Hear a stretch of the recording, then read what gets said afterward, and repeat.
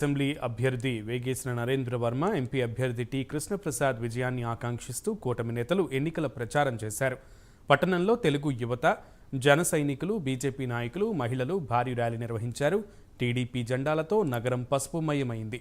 NDA కూటమి అభ్యర్థులకు మద్దతుగా మాజీ ఎమ్మెల్సీ, బీజేపీ పార్టీ నాయకుడు అన్నం సతీష్ ప్రభాకర్, మాజీ ఎమ్మెల్యే, టీడీపీ రాష్ట్ర ఉపాధ్యక్షుడు చీరాల గోవర్ధన్ రెడ్డి ర్యాలీలో పాల్గొన్నారు. వైసీపీ పరిపాలనలో ప్రజలు తీవ్ర ఇబ్బందులకు గురయ్యారని వర్మ అన్నారు. బాపట్లలో ఎక్కడ చూసినా గంజాయి దొరుకుతుందని, గంజాయి మాఫియా వెనుక అధికార పార్టీ హస్తం ఉందని ఆరోపించారు.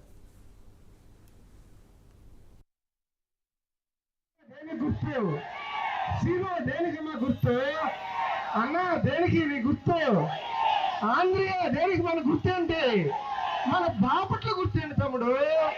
అదయ్య సైకిల్ గుర్తు మంది. సైకిల్ పోవాలా, సైకిల్ పోవాలా.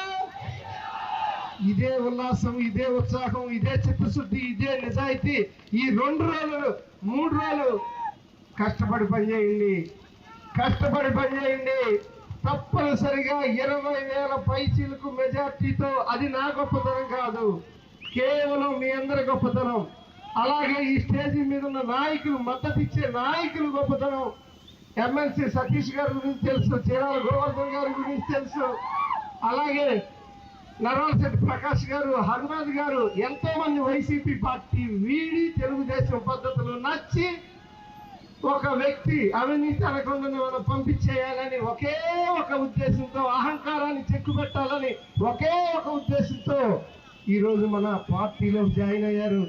తెలుగుదేశాన్ని గెలిపించాలా, బాపట్ల కాపాడుకోవాలా, అందరితో కలిసి పాలన చేయాలా, అందరి సూచనలతో ముందుకు నడవాలని ఎన్నో కార్యక్రమాలతో ముందుకెళ్తారు.